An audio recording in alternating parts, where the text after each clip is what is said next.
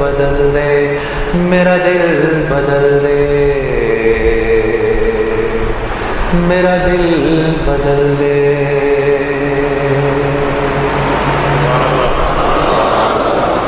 کون کون یہ چاہتا ہے کہ اللہ پیسے کے بغیر میرے کام بنائے؟ ہاتھ کھڑا کرو، سوچ لو۔ اچھا ٹھیک ہے جی، سب چاہتے ہیں۔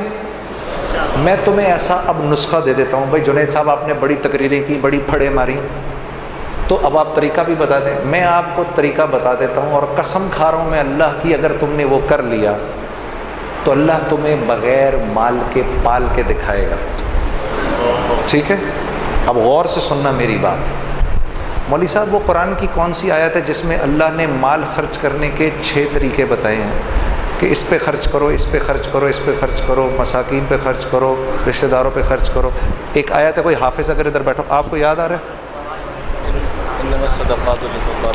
ذرا بتاتے جاؤ، پہلے کس کا نام لیا؟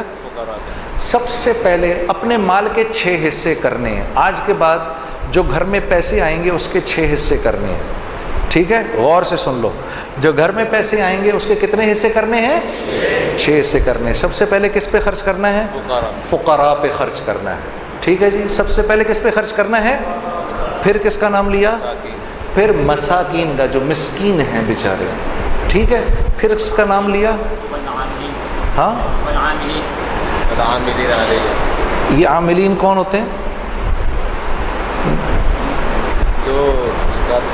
جو اچھا، یہ وہ والی آیت ہے جس میں گردن چھڑانے والوں کا بھی ذکر ہے۔ ٹھیک ہے نا، پھر جو کسی نیک مقصد میں اپنے مال کو، آپ کے مال کو خرچ کر رہے ہوتے ہیں نا، ان پر علماء سے پوچھ لینا عاملین کس کو کہتے ہیں۔ یہ تیسرے لوگ ہیں جن پر خرچ کرنا ہے۔ چوتھا کون ہے جی؟ جن کو دین کے قریب کرنے کے لیے، ہاں، جن کو دین کے قریب کرنے کے لیے، یعنی جب اللہ کے راستے میں، یعنی جو قریب آ رہا ہو اس پر خرچ کرنا، جو دین کے قریب آ رہا ہو اس پر خرچ کرنا۔ یہ نہیں کہ دعوت دینے گئے تو اسی کے گھر میں کھانا شروع کر دیا۔ جی ہاں جی، میرا ایک دوست ہے، وہ تو یہ کرتا ہی کرتا ہے، میں اس کو سمجھاتا ہوں نہ کیا اگر، وہ جس کے گھر جاتا ہے، سر ہم بیٹھے ہوئے چائے منگوا لیں گھر سے، اندر سے، جس کو دعوت دینے گئے ہیں اسی کے گھر سے چائے منگوا لی۔ جس بندے نے مجھے وصول کیا تھا، جنید غنی نے، وہ مجھ پر پیسہ خرچ کرتا تھا، اتنا کہ میں شرم کے مارے مجھے سمجھ میں نہیں آتا تھا میں کیا کہوں، میں اس کی ہر بات مان لیتا تھا، وہ مجھ پر خرچ کرتا تھا۔ ٹھیک ہے، 4 ہو گئے، 5واں گردنیں آزاد کرنے، جو قیدی ہوتے ہیں، جو عدالتوں میں پھنسے ہوئے ہوتے ہیں، جن پر قرض چڑھے ہوئے ہوتے ہیں، اللہ کے راستے، وابن السبیل، اور جو اللہ کے راستے میں ہوتے ہیں۔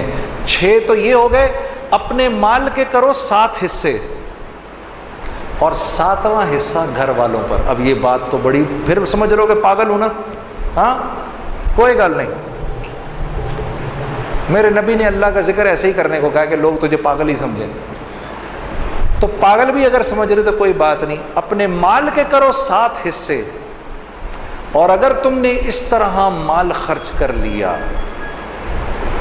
میں قسم اٹھا کر کہہ رہا ہوں کچھ عرصے بعد تمہیں روپے پیسے کی ضرورت سے اللہ آزاد کر دے گا۔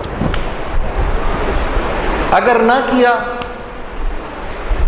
تو مجھے پکڑ لینا، یہ بات مجھے مولانا سعید احمد خان صاحب کے توسط سے کسی نے بتائی ہے کہ ایک آدمی نے کہا مولانا یہ آپ زندگی کیسے گزارتے ہیں؟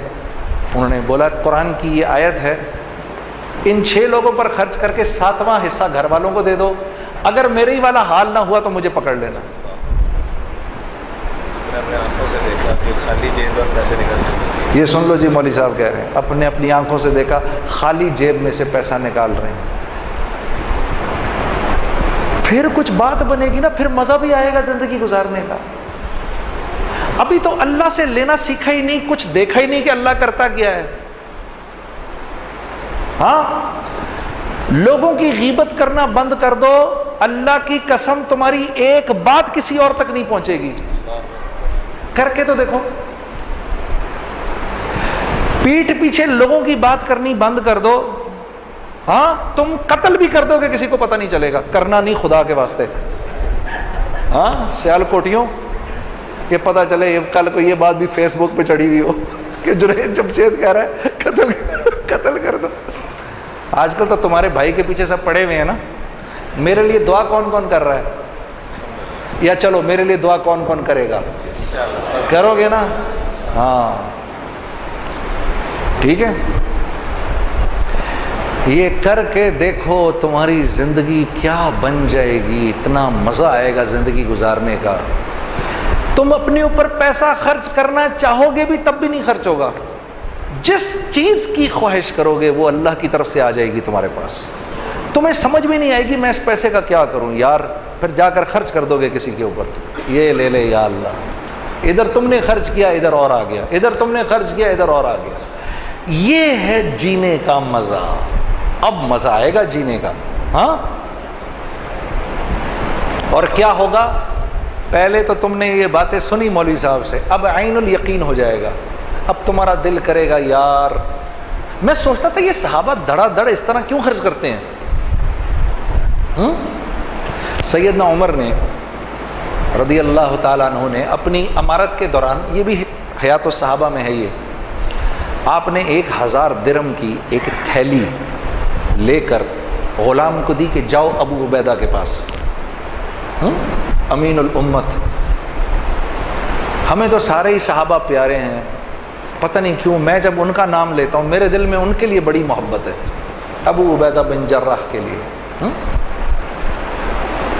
ان کی زندگی پڑھنا ضرور. کیا انسان تھے یہ.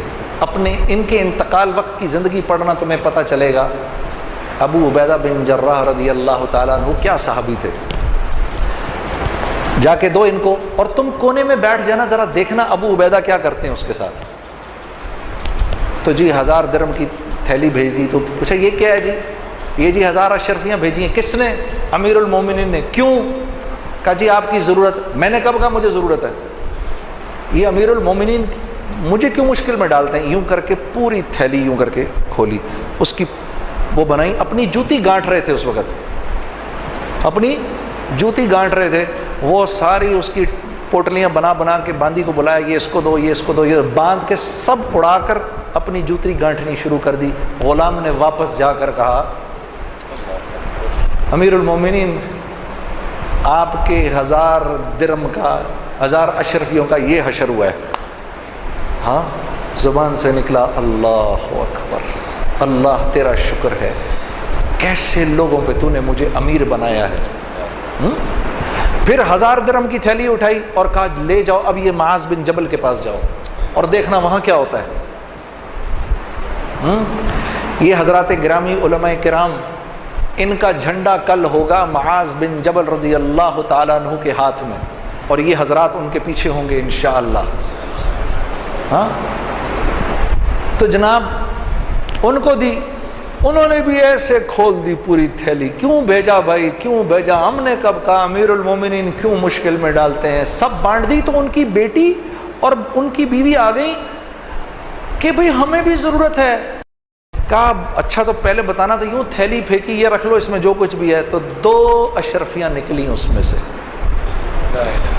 غلام واپس گیا, کیا ہوا؟ کہا جی یہ ہوا. کہا اللہ تیرا شکر ہے, تو نے ایسوں پہ مجھے امیر بنایا. پھر فرمانے لگے معاذ بن جبل, ابو عبیدہ بن جراح اور حذیفہ بن یمان, یہ تینوں ایک دوسرے کے بھائی کہ ان کو واقعی دل نہیں کرتا تھا. یہ جانتے تھے یہ مال اور طاقت اور حکومت کے بغیر پلنا جانتے تھے, اس لیے ان چیزوں سے ان کو کراہیت ہوتی تھی جو ہمیں پسند ہیں. ہاں ہمیں وہن ہو گیا ہے. ہمیں کیا ہو گیا ہے؟ وہن. تو صحابہ نے پوچھا یا رسول اللہ وہن کیا ہوتا ہے؟ کہا دنیا کی محبت اور آخرت کی کراہیت. موت کی کراہیت ہے ہمیں, ہم مرنا نہیں چاہتے. اللہ سے ملنے کا, اللہ سے ملاقات کا شوق نہیں ہمارے دل میں میرے دوستو. ہمیں یہ سڑی گلی, سڑی گندی بدبودار دنیا پسند ہے. یہ دنیا ہمیں دے کیا سکتی ہے؟ معاف کرنا آپ کو بٹھا لیا تھوڑی دیر کے لیے. یہ دنیا